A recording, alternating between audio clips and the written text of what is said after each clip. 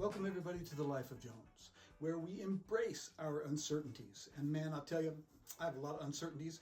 And we also lean into our curiosities, because I think that is really what fuels this second act of life, is manifesting that and leaning into it and not giving in to old age, because I'm not old yet.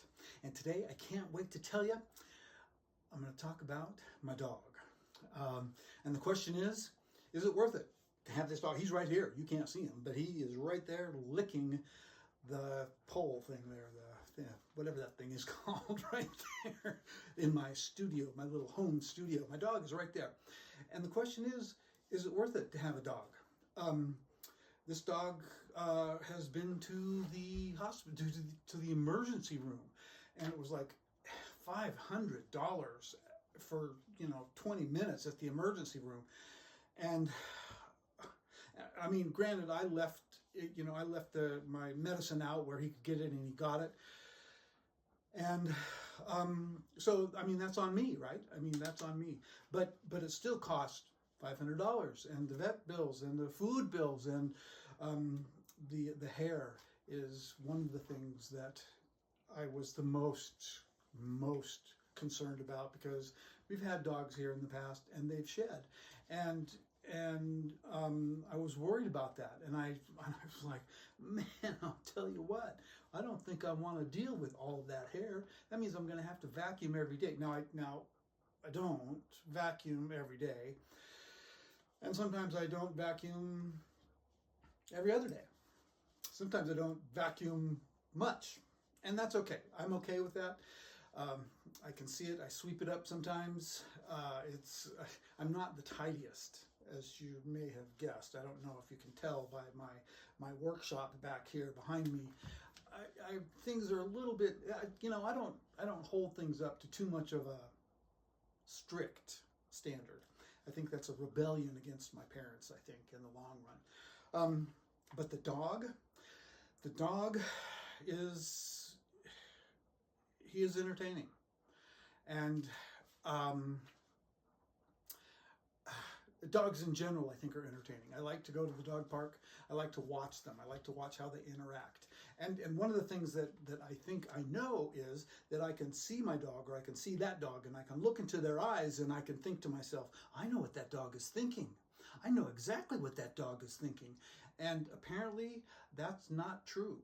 That all of those things that I think are going on inside the dog, they're not going on. There's much less going on inside the dog than I think. I did see this one dog. My son was competitively rowing on Green Lake several years ago, and during a break, I went up and sat in the car, and I was across from the dog park. And I got to watch this big, old, furry, he wasn't too old, I guess, but he was big and furry, not a St. Bernard, but kind of like a St. Bernard, that big and that round and that furry. I don't know if it was St. Bernard or what, I don't know what he was, but this big old dog, and there were tons of dogs in the dog park. I mean, we're talking go dog go here, this big old dog, he would trot over 15 feet this way and bark, like he was in command. And then he would turn around and he'd walk back over the other way, and then he'd bark like he was in command of that too. And he kept going back and forth and back and forth and bark and bark and bark. And nobody paid attention to him. Nobody, not a single dog was paying attention to him. But he was doing what he thought he needed to do, and I was watching. And I just got a kick out of that. I thought, man, that's so cool to watch that dog pretend or think that, because he was the big dog. It was really funny. I thought that was really funny. And so, that just goes to show that dogs are entertaining. To me, they have a huge entertainment value. So that brings up the question is, are they worth it to have just for that entertainment value? And I don't know. I really didn't know until my son brought one home. My youngest son was visiting Spokane, and he calls up one night and says, "Hey, Dad, can I bring a dog home?" And I thought, I just shook my head. It's like, are you kidding? You want to bring a dog? You want a pet? And so I said to him, I said, okay, give me 15 minutes to think about it. So So I hung up the phone and I thought about it for just a minute, really. And I called him back and said, yes, go ahead and bring the dog home. Now he did say that this dog was a, what is that mix that, not a, oh, what the heck is it, that doesn't shed very much, like a poodle, a golden doodle or a labradoodle or something like that, that this dog wouldn't shed much. And I thought, okay, well then I can get used to buying the food, and I can get used to paying the vet bills, and I can get used to picking up the poop. And I said, okay, bring the dog home. And it's the best thing that's ever happened to me. By far, well, no, it's not the best thing that's ever happened to me. My children still rank higher there. It's as a Jones generation, as I'm a single Jones generation man, and having this dog here, I have somebody I can talk to, and they don't talk back. I have somebody that I can love, and they love me back, and they love me, and they love me, and they love me to a point of almost euphoria.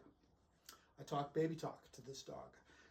I don't, it's not completely baby talk, but I do coochie coo, and I'm okay with that, because the dog, he's fabulous. He's a big, strong, 80-pound dog that looks kind of wolf-houndish, and I love him, and he loves me, and we have fun, and we play, and we entertain each other. And that's not the story that I'm telling here, because my son thought, I'm going to bring a dog home.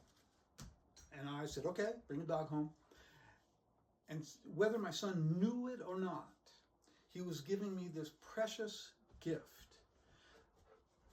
The precious gift of this sentient being that I can communicate with in really no uncertain terms. And there he is. Hi, sweetheart. I wanted to lift him up. I don't know if I can lift him up. Here, can I lift you up? Here, let's see if I can lift you up and then get you. Oh my gosh, look at that. Look at that, see? There he is. Look, no, you're not looking at the camera. You gotta look at the camera. He's right there. That's 80 pounds, baby. You don't like that, do you? Okay, down you go. Oh my gosh. Oh my gosh. Yeah, I know you do. So that is Romeo. And the story is my son's concern and intuitive understanding of what I needed in my life. And I never would have guessed that. I never would have guessed that any of my three sons would have, because it had to be intuitive. He had to know that somewhere inside of him, he had to know that this was the best thing he could do, that the best thing that he could bring home, the best gift that he could give me was this expensive, demanding, time-consuming animal that lives here now. And my son did that because my son loves me. And it's not that I doubted that. I didn't doubt that he loves me. But this is, the dog is proof positive that he cares about my well-being and cares about my engagement in the world and wants to participate with my engagement in the world and foster my engagement in the world. So I'm really proud of my son. That's the best thing ever. So yes, dogs are worth it because in my case, it means that my son cares about me. And I think that's pretty special. So, and next week, oh man, next week, I can't wait to tell you, we've got a controversial topic next week. Guns in liberal America. I'll see you then. Hi. Yes, hi. You were so good. That was good. You did really good.